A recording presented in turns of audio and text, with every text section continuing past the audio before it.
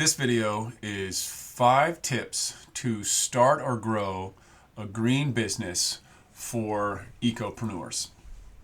I'm Mike Stokes, and this is the Happy Ecopreneur series. So the first one to start off with is lead with your values. On your website, on your YouTube channel, social media, all your marketing platforms.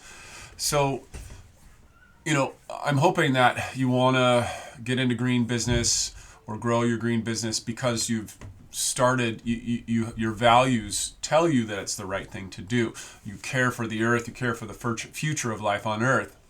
And, I started my business 25 years ago, a little bit more than that.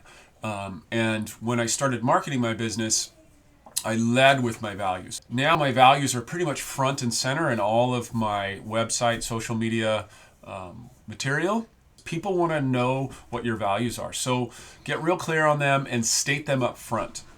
And that'll also help you to design your business so that it's more focused around what you truly care about.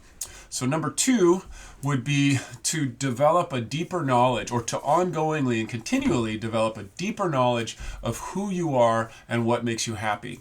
I meet so many people that are talking about going into new businesses or starting a business or going to college and learn a new skill, and they really haven't thought about what they like to do on a day-to-day basis. Like, what do you like to do every day? Like, if you could just do it all the time, and then that's what you should be doing. I like to teach, I like to talk, I like to research things, I like to build things with my hands. So that's why I have a green construction company and a green social media company, basically YouTube channel. So get really into learning what you like to do on an hourly basis. I like to be with other people. So that's one of the reasons I like to work on a team building things. And working with editors. The social media YouTube thing is a little more solo, so I have to tweak it so that I get to spend more time with people. Number 3 is get to know the people that you want to serve. So what do I mean by that? So and honor and respect them.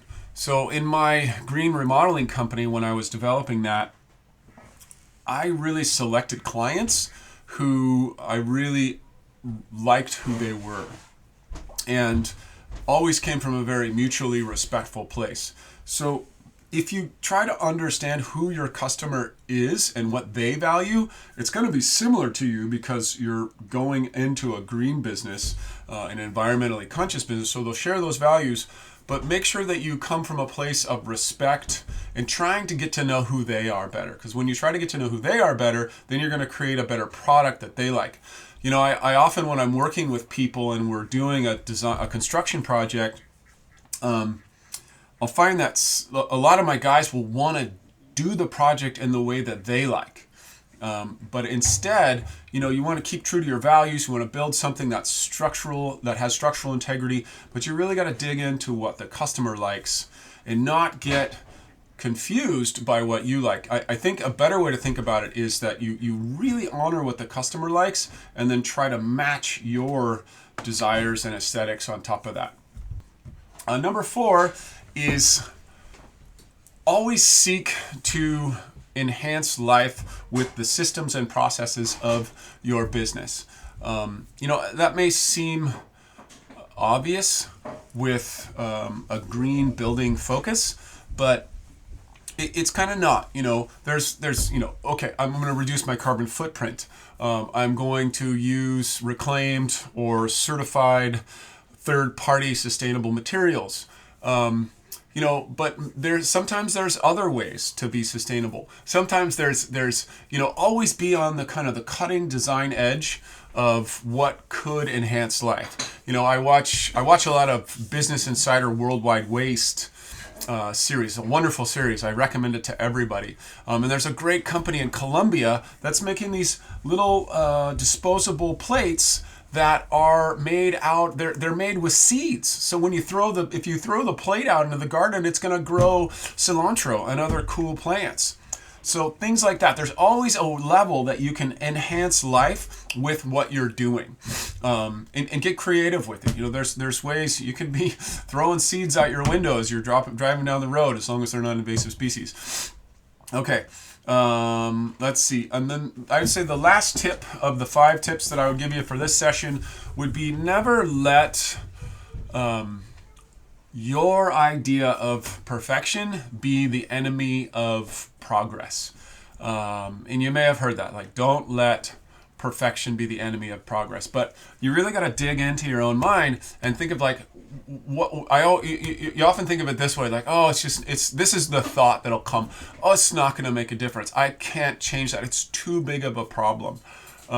Or, if we just, recycle more, that's not going to help because it's too small. So always move for progress. I mean, obviously go for the highest bar of progress and as fast as you can, because, that's what we need right now. But don't let it stop you. I think that's the biggest thing. It's like people just throw up their hands and be like, well, we're doomed. We're not going to save the rainforests. We're not going to save, these species that are going extinct, or, you can't stop the expansion of humanity into the jungle, whatever it might be. There's always something you can do. And yeah, I think that's it. I hope that's been helpful. And I'm Mike Stokes. The Regenerative Home is my construction, building, enhancing life around your home channel. This is the Happy Ecopreneur series, and I'll see you in the next video.